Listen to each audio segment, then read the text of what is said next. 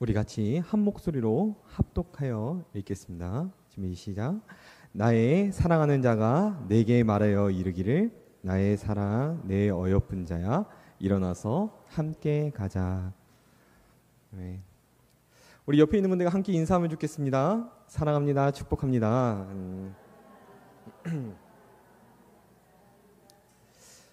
오늘 이렇게 또 청년부 예배에 나오신 우리 성도 여러분 그리고 청년들 모두를 환영합니다.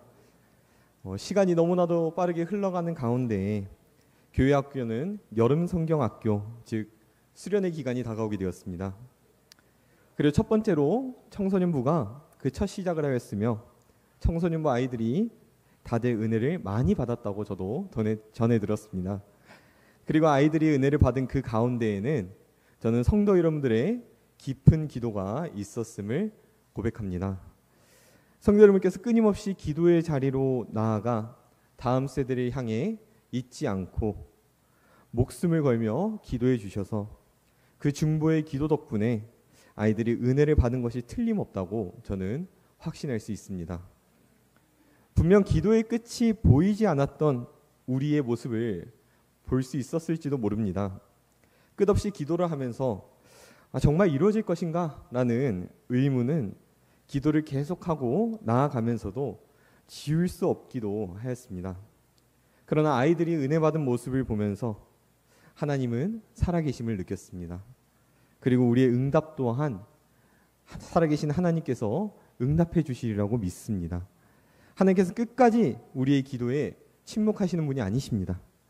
어떻게든 사인을 주고 그리고 우리 연약한 모습을 알기 때문에 이렇게 또 응답을 주시는 것 같기도 합니다. 분명 보이지 않는 다음 세대라고 그렇게 생각하기도 하였습니다. 이해하기 어려운 다음 세대라고 바라보았습니다. 그러나 우리가 끝까지 기도하고 나아가는 가운데 우리 아이들은 하나님을 만나고 변화합니다.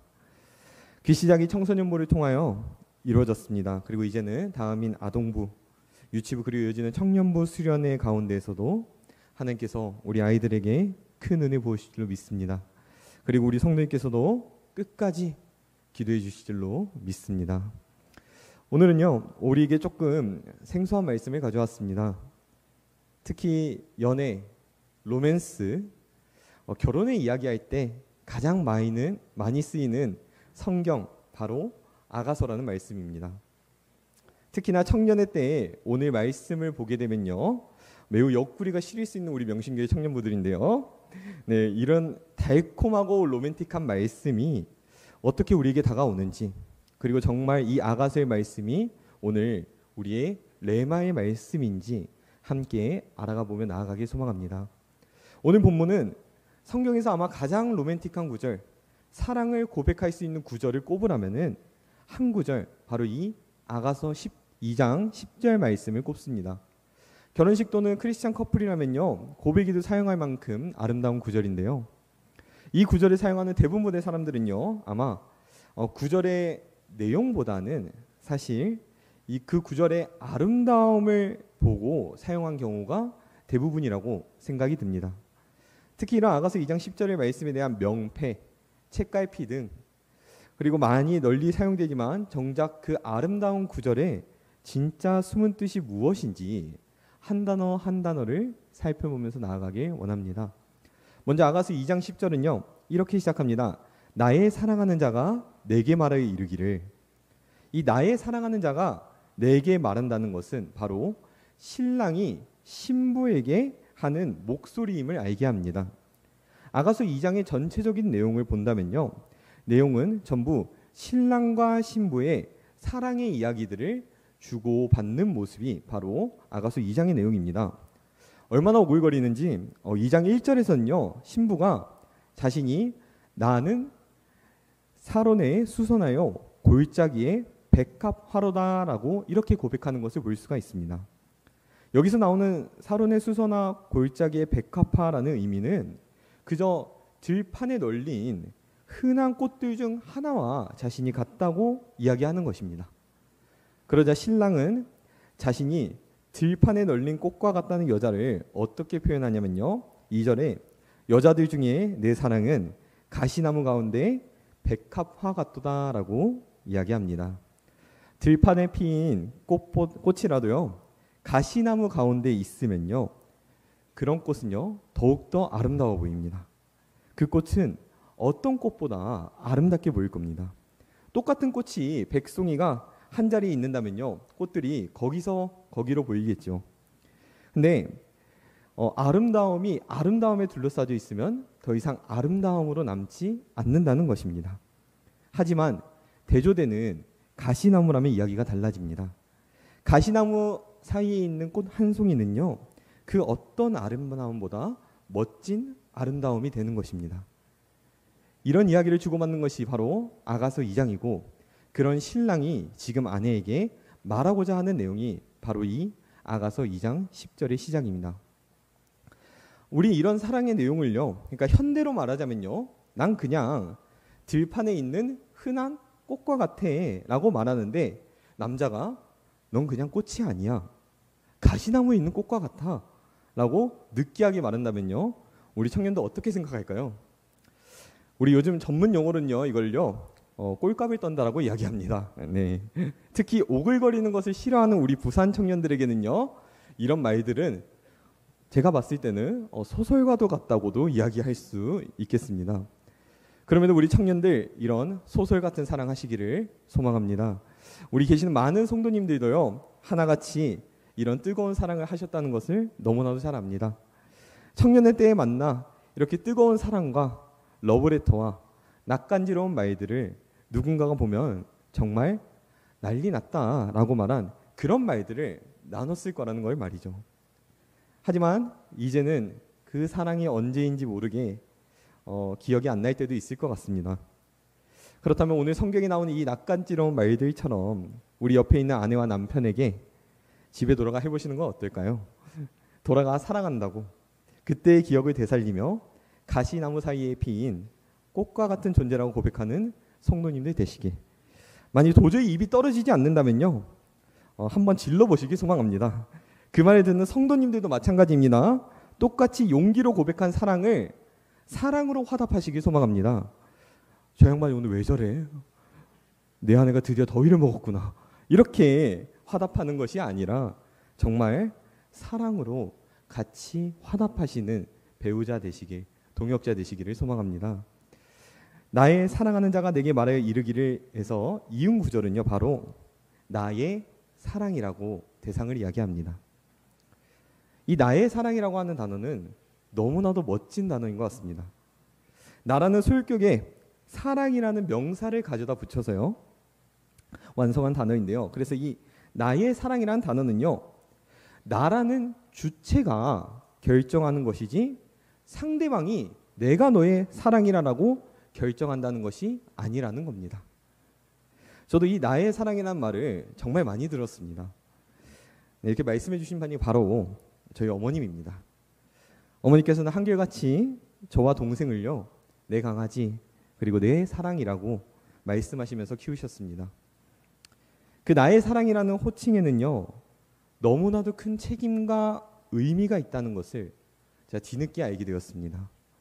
어머니의 내 사랑이라는 호칭은요, 그 어떤 호칭보다 무거운 호칭이었습니다. 어릴 때는 왜 그렇게 오글거리게 나의 사랑이라고 표현해야 할까? 왜 내 사랑이라고만 엄마가 나를 불렀어야 될까? 그런 의문이 들었지만 자라고 나서 보니까요, 그 단어는요, 사람이 할 수 있는 최선의 사랑의 고백이었습니다. 나의 의견이나 나의 상황을 바라보는 것이 아니었습니다. 어머니는 저의 의지를 전혀 고려하지 않았었죠. 그냥 제가 어머니의 사랑하는 사람이라는 것이 바로 가장 핵심된 것이었습니다. 그래서 이 사랑은 지금까지도 이어지고 있습니다. 그리고 저는 압니다. 어머니께서 저를 끝까지 나의 사랑으로 고백하실 거라는 것을요. 성도 여러분들도 마찬가지라고 생각됩니다. 누구에게나 나의 사랑은 있습니다. 그 사랑은 끝없이 사랑할 수밖에 없는 사랑입니다. 상대방의 의지와 상대방의 의견과 관계없이 그냥 내가 사랑할 수밖에 없는 사람. 그런 사람에게 우리는 나의 사랑이라고 고백하며 나아갑니다. 저는 이 사랑을 바로 하나님의 사랑이라고 말하고 싶습니다. 하나님께서는요, 우리의 의지를 보시지 않으십니다. 우리의 상황을 보시지 않으십니다. 그저 내가 너를 사랑한다. 너가 나의 사랑하는 자다라고 말씀하십니다. 사랑하는 성도 여러분, 그리고 오늘 계신 청년 여러분들, 오늘 나의 사랑은 누구인가요? 하나님의 사랑을 쏟아붓는 사람은 누구인가요? 부모님, 자식, 연인 아니면 배우자, 그 누구든지 사랑하시기 축복합니다. 사랑할 수 있다는 것은요, 그 어떤 것보다 축복인 것을 우리 알고 있지 않습니까? 사랑할 수 있다는 것 자체가 하나님의 은혜이자 말도 안 되는 기적입니다. 우리 그 기적을 끝까지 안고 가시기를 소망합니다. 이음 구절에선 바로 나의 사랑, 나의 어여쁜 자여라고 얘기합니다. 나의 어떤 모습을 사랑해주는 그런 사람, 아마 그런 사람이 있었기에 성도 여러분들의 배우자를 만나지 않았나 싶기도 합니다. 청년들은 막 잠에 일어나서 눈곱을 떼고 눈이 부시시한데도 어여쁘다고 말할 수 있는 배우자를 만나시길 소망합니다. 이 어여쁜 자라는 고백은요, 너의 어떤 모습이든 지금의 그 모습이 가장 아름다운 모습이라는 것입니다. 우리의 상황과 여건은 분명히 나쁠 때가 있습니다. 그래서 한 시를 소개하고 싶은데요. 시 제목이 바로 산입니다. 이 시는요, 우리의 인생은 산과 같다. 오르막이 있으면 그 오르막을 올라가 정상이 있고, 정상이 있으면 다시 내려와 내리막을 걷는다. 네, 시가 되게 좋죠? 네, 이 시를 지은 시인의 이름은요, 지현성입니다. 네, 우리 아동부 초등학교 5학년에 인생에 대한 가치관이 담겨져 있는 시였습니다. 이 시를 들으면서요, 우리의 외모 또한 마찬가지라고 생각이 들었습니다. 한때 정상을 찍지만 결국 그 정상에서 내려올 수밖에 없는 우리의 모습. 하지만 오늘 성경 구절에서 말합니다. 나의 어여쁜 자라고 말이죠. 사람은 피고 지는 꽃과 같습니다. 그 아름다움을 청년 때에 꽃 피우고 누구보다 잘생기고 이쁜 시간을, 그러니까 우리의 외모의 전성기를 맞이한다고 표현하죠. 하지만 전성기는 한때에 불과합니다. 그래서 꽃이 활짝 피었다가 지듯이 점점 힘을 잃어가고 꽃잎이 지듯이 하나하나 떨어져 나가기 시작합니다. 남들이 보았을 때는요, 그 꽃은요, 아름다움을 잃은 꽃입니다. 그러나 나의 사랑이라고 고백한 사람이 나를 어여쁜 자라고 불러주었을 때는 그 아름다움은 시들지 않은 것입니다. 나태주라는 시인의 풀꽃이라는 시는 이렇게 얘기합니다. 여러분들도 그리고 청년분들도 굉장히 잘 아는 시일 텐데요. 자세히 보아야 예쁘다, 오래 보아야 사랑스럽다, 너도 그렇다 라는 시입니다. 저는 개인적으로 이 시가 어여쁜 자라는 말의 의미를 가장 잘 설명하지 않나 싶습니다. 꽃은 시간이 지나 피고 집니다. 전성기를 맞이하여서 그 아름다움을 뽐낼 때가 있다면요, 꽃잎이 떨어져서 그 아름다움을 잃을 때가 오게 됩니다. 하지만 누군가에게는요, 그 꽃잎에 지는 장면까지 아름다운 것입니다. 자세히 보니 모든 고난과 역경을 힘들게 겪어 아름다움을 이룰 수밖에 없는 꽃 한 송이가 그 어떤 꽃보다 아름다운 꽃이었다. 아니면 시간이 지나 꽃이 늙고 힘을 잃어 꽃잎이 떨어지는 순간이더라도 끝까지 버티는 그 한 송이의 꽃이 아름다운 꽃이다 라고 말할 수 있습니다. 사랑하는 성도 여러분, 우리가 그 꽃 한 송이일 때 우리는 정말 하나님께 어여쁜 자인 것입니다. 사람에게 받는 사랑 이전에 하나님께서는요, 이미 우리를 나의 사랑, 나의 어여쁜 자로 부르셨다는 것입니다. 요한일서 4장 19절 말씀인데요. 우리가 사랑함은 그가 먼저 우리를 사랑하셨음이라. 우리의 삶 속에서 하나님은요, 이미 우리를 먼저 사랑했다고 하셨습니다. 하나님이 우리를 나의 사랑, 나의 어여쁜 자라고 말씀하셨습니다. 그러니 우리는 끝까지 아름다운 성도들입니다. 그렇게 우리는 끝까지 아름다운 청년들입니다. 하나님은 나를 사랑하시는데 무엇이 더 필요할까요? 하나님이 나를 끝까지 사랑하시는 그 고백을 한층 더 나아가 여러분들의 사랑에게 나의 사랑, 나의 어여쁜 자야라고 고백하는 성도들 되시기를 소망합니다. 이은 나의 사랑 나의 어여쁜 자야 뒤에는요 바로 일어나라는 구절이 나옵니다. 저는 이 말씀을 묵상하면서 도대체 왜 일어나라는 말이 들어와 있는지를 전혀 이해하지 못했습니다. 아무리 성경을 읽어도요 굳이 일어나야 한다는 이유가 들어올 필요가 없던 구절이라고 생각을 했었어요. 갑자기 자고 있는 것도 아닌데 일어나라고 얘기하는 것은요 이게 뭔가 맥락적으로 이상하다라고 생각을 했었는데요. 그런데 이 구절은요 신랑이 신부에게 하고 있는 구절이었습니다. 즉 남편인 그리스도가요 우리를 향해 나의 사랑 나의 어여쁜 자여 일어나라고 말하는 것입니다. 일어나라고 말하고 있는 이유는 단 한 가지입니다. 신부의 상태가 일어나 있지 않기 때문입니다. 그러니까 신부가 좌절하고 쓰러져 있기 때문에 이렇게 말한다는 것이에요. 그래서 신랑이 너 지금 쓰러져 있으면 안 돼. 일어나야 해라고 말하는 것입니다. 그러니까 신랑은 믿는 것입니다. 이 신부가 일어날 것이라는 사실을요.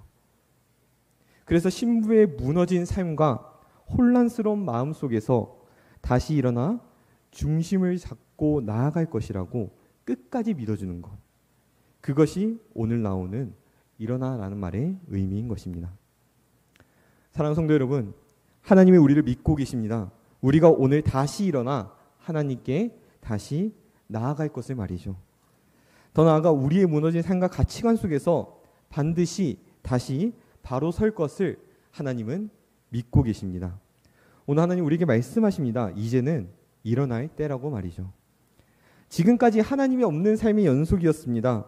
일어나면 핸드폰부터 보기 바빴고 나의 가치관과 나의 시선은 세상의 가치관과 시선에 다를 바가 없었으며 주님을 보기보다 세상을 살아가기에 더욱더 바빴습니다. 하지만 이제는 일어나야 합니다. 하나님께서는 끝까지 우리를 믿고 있습니다. 우리가 다시 그 무너진 가운데서 분명히 우리가 일어날 것을 말이죠. 그 삶의 무너진 가운데서 다시 일어서는 청년들과 성모님들 되시기를 소망합니다. 그래서 이은 구절에서 일어나라는 구절 뒤에는요 바로 함께 가자라는 말이 나오게 됩니다. 하나님은 결국 기다리고 계셨습니다. 신부가 일어나서 걸음을 옮길 수 있을 때 그때까지 끝까지 곁에서 함께 가기 위하여 동행하기 위하여서 기다리십니다. 왜냐하면 오래 참는 것, 즉 기다린다는 것은 사랑이기 때문에 그렇습니다. 우리의 때가 될 때까지 기다리면서 그때에 하나님께서 반드시 동행하신다는 사실, 그것이 바로 함께 가자라는 구절입니다. 이 남녀의 사랑시는요 그저 러브레터로 남는 것이 아니라 끝까지 기다리는 하나님의 사랑을 말하고 있습니다. 사랑하기에 끝까지 기다리는 것입니다. 왜냐하면 하나님의 사랑은 절대 지지 않기 때문입니다. 사랑하는 성도 여러분, 하나님의 사랑은 절대 지지 않습니다. 만약 끝까지 사랑하지 않는다면요 그것은 사랑이 아닙니다. 우리 끝까지 하나님 사랑하시기를 소망합니다. 하나님께서 이미 우리를 끝까지 사랑하시고 계십니다. 개인적으로 저는 이 아가서 2장 10절 9절을요 우리 청년들에게도 여러 번 말했지만요 이 말씀을 저는 개인적인 하나님의 응답으로 받았다고 말을 하였습니다. 그래서 청년들이 저에게 몇 번이고 어떤 응답을 받은 거지 그리고 어떻게 그런 구절로 응답을 받은 것인지 되물어보곤 합니다. 근데 저도 사실 잘 모르겠다는 대답밖에 못 드렸습니다. 왜냐하면 눈에 보이는 것은 아무것도 없고요 확신이 든다고 생각한 때에는요 사라지는 연기와 같이 그냥 없어지는 것 같았습니다. 그럼에도 끝까지 사랑할 수 있는 것, 그것을 하나님은 알게 하신 것 같았습니다. 우리 청년들의 가장 큰 고민 중 하나가요 결혼이자 배우자에 대한 고민들이 많습니다. 이 세대에 누구를 만나면 나아갈지, 함께 어떻게 동행해야 할지 대해서 고민하는 모습이요 저는 매우 건강한 모습이라고 생각이 듭니다. 하지만 우리 청년들이 남을 사랑할 수 있기 전에 하나님을 가장 먼저 사랑하시기를 소망합니다. 우리 청년들뿐만 아니죠. 우리 성도님들 또한 마찬가지입니다. 하나님의 사랑으로 배우자를 그리고 동역자들을 사랑하시기를 소망합니다. 하나님께서 나를 끝까지 사랑하십니다. 그 사랑은요, 내가 넘어지고 쓰러지고 심지어 이 자리를 떠날지라도요, 하나님은 끝까지 사랑하시는 그런 무서운 사랑이기도 합니다. 우리가 그렇게 받은 사랑을 배우자 그리고 동역자들에게 사랑해야 합니다. 가깝기 때문에 더욱더 무심하게 대하면 안 됩니다. 우리 명신교회 성도 여러분들 그리고 청년들 사랑 표현하시기를 두려워 않게 축복합니다. 내 배우자에게, 아들에게, 딸에게, 내 사랑하는 이들에게 사랑을 표현하는 것은요, 그 어떤 것보다 복된 일입니다. 그 사랑한다는 말에는요, 힘이 있습니다. 한 사람을 바꿀 수 있는 변화가 있을 수 있습니다. 매번 내 남편을, 내 아내를 변화시켜달라고 기도하면서 사랑한다고 말 한마디 안 하는 것은 말이 안 된다는 것입니다. 내가 먼저 사랑한다고 할 때에 변화가 일어납니다. 사랑을 말하는 나도요, 변화하고요, 사랑의 표현을 받는 사람도 반드시 변화한다는 것입니다. 그 말에 힘이 있는 사랑이라는 말을 아낌없이 하시는 우리 성도분들 되시길 소망합니다. 잘못과 부족함이 있더라도요, 끝까지 사랑하신 하나님의 사랑으로 사랑하시길 소망합니다. 물론 혼내야 하고 가르쳐야 하고 틀렸을 때에는 바꿔야 하고 고쳐야 합니다. 하지만 사랑을 잃은 책망은요, 비난이 됩니다. 그리고 사랑을 잃은 말은요, 가시가 됩니다. 나의 사랑하는 사람들을 하나님의 절대 지지 않는 사랑으로 사랑하는 우리 명신교회 성도분들 되시기를 소망합니다. 말씀 마무리하겠습니다. 아가서 2장 10절을 통하여서요, 하나님의 사랑을 살펴보았습니다. 나의 사랑 나의 어여쁜 자에 일어나 함께 가자라는 말에서 나의 사랑이라는 말은 너의 의지와 상관없이, 너의 의견이나 관계없이 그저 나의 사랑하는 자라는 것. 그리고 어여쁜 자라는 말은 너의 어떤 모습이든 지금의 그 모습이 가장 아름다운 모습이라는 것. 그리고 일어나라는 말은 너의 무너진 생각, 혼란스러운 마음속에서 너가 반드시 다시 일어나 중심을 잡고 나아간다고 굳게 믿고 있는 것입니다. 마지막으로 함께 가자라는 말은 너와 함께 동행해야 되기에 내가 기다린다는 것. 너의 때가 내가 될 때까지 기다리며 그때에 함께 걸어가는 것을 의미합니다. 사랑하는 성도 여러분, 사랑하기에 끝까지 기다립니다. 왜냐하면 하나님의 사랑은 절대 지지 않기 때문입니다. 그래서 끝까지라는 단어의 무게는요, 너무나도 무거운 것 같습니다. 왜냐하면 끝까지 사랑한다는 것은요, 기간이 없기 때문입니다. 평생 내가 책임을 져야 한다기 때문입니다. 그래서 이 사랑은 다른 말로 오래 참음이라고 합니다. 끝까지 기다리는 것이죠. 하나님 우리를 기다리고 있습니다. 그리고 지금 이 순간에도 하나님께서는 기다리시고 계십니다. 절대 지지 않는 사랑이기 때문에 그 사랑의 무게가 익숙하여서 가볍다고 생각할 수 있으나 사랑하는 사람의 마음을 안다면요, 절대 무시할 수 없는 사랑의 무게입니다. 끝까지 사랑하고 있는 한 사람의 마음을 조금이라도 이해한다면요, 우리는 다시 돌아갈 수밖에 없습니다. 절대 지지 않는 사랑으로 사랑한다는 것이 얼마나 힘든 사랑인지 아시죠? 이 절대 지지 않는 사랑으로 사랑한다는 것은요, 어떤 상황 속에서도 사랑해야 합니다. 상대가 어떻든 하나님이 나를 사랑하신 것처럼 끝까지 사랑해야 합니다. 세상에서는요, 이런 사람들을 보고요, 일명 호구라고 얘기합니다. 다 주는 바보 같은 사람, 이용당하는 사람일 수도 있습니다. 그래서 끝까지 사랑한다는 것은 힘들고 어려울 수밖에 없습니다. 그 사랑은 너무나도 두려운 사랑입니다. 하지만 우리 그리스도인들은요, 그 두려움을 보고 사랑하지 않습니다. 그 어려움과 그 고통을 보고 사랑하지 않습니다. 끝까지 사랑할 수 있는 이유는 어렵고 아프지만 더 큰 이유를 보는 그리스도인이기에, 내가 끝까지 사랑할 수 있는 한 영혼이기에 사랑합니다. 조건과 환경, 대가를 계산하는 것이 아니라 절대 지지 않는 사랑, 내가 하나님께 받은 사랑이기에 사랑하는 것입니다.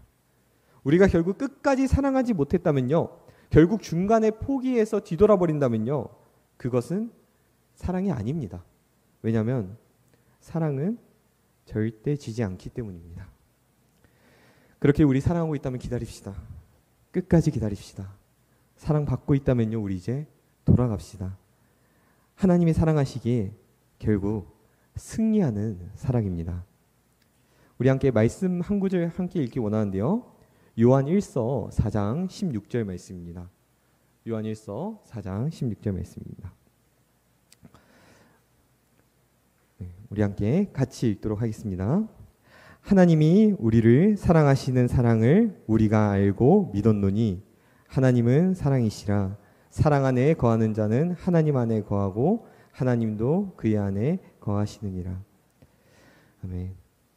사랑하는 성도 여러분, 사랑은 절대 지지 않습니다. 왜냐하면 하나님이 지지 않기 때문입니다. 우리 옆에 있는 분들 바라보면서 한 번 더 고백하면 좋겠습니다. 이번에 정말 서로의 눈을 바라보면서요. 정말 사랑합니다 라고 한번 고백해 볼까요? 우리 한번 옆에 있는 분을 바라보면서 정말 사랑합니다 라고 한번 고백했으면 좋겠습니다. 네. 많이 어색하시기도 한 성도님들도 계시고요. 우리 청년들도 쭈뼛쭈뼛한 걸 볼 수가 있는데요. 우리 이열치열이라고 하죠. 무더운 여름 가운데 더 뜨겁게 사랑하시길 소망합니다. 하나님의 사랑으로 끝까지 기다리시길 소망합니다. 결국 우리의 사랑은 한계가 있는 사랑인 것을 우리 하나님의 사랑을 통하여서 보여줍니다. 그렇기에 하나님의 사랑이 절대 지지 않는 사랑입니다. 하나님의 절대 지지 않는 사랑으로 배우자를, 동역자를, 그리고 이웃을 사랑하는 우리 명신교회 성도님들 되시기를 소망합니다. 정말 마지막으로요. 내일부터 아동부 수련회가 있습니다. 다른 교회 같으면요. 이 수련회 간다는 게요. 정말 억지로 가는 거고 가기 싫은 아이들 어떻게든 모아가지고요. 끌고 가는 것이 저희 지난 사역의 수련회였는데요. 우리 아이들 수련회가 기대된다고 얘기합니다. 사랑하는 성도 여러분, 우리 아이들 끝까지 사랑해 주시길 소망합니다. 때론 인사도 못할 수도 있고요. 때론 너무 시끄럽게 소리 지르고 뛰어다닐 수도 있습니다. 그러나 그 아이들이 오늘 고백하더라고요. 자신도 방언받고 싶다고. 자신도 수련회에서 은혜 많이 받아서 예수님 만나고 싶다고 말이죠. 넘치는 은혜 받을 수 있도록 끝까지 기도해 주시길 소망합니다. 우리 아동부는요 모두 꿈꿉니다. 이번 수련회가 영적 부흥을 이끌 시작점이 될 거는 꿈을 말입니다. 그 어떤 물질의 섬김, 봉사의 섬김, 하지만 그중 가장 귀한 것은요 우리 아이들을 위해서 중보기도해 주는 사람이 있다는 것을, 우리 중보기도해 주는 성도님들이 있다는 것을, 그것이 가장 귀한 은혜임을 믿습니다. 끝까지 꿈꾸며 나아가는 우리 아동부에게 넘치는 은혜 부어달라고, 그리고 성령 받을 수 있는 시간 되도록 끝까지 사랑해 주시기를 소망합니다. 우리 함께 같이 찬양하면서 나아가기 소망합니다.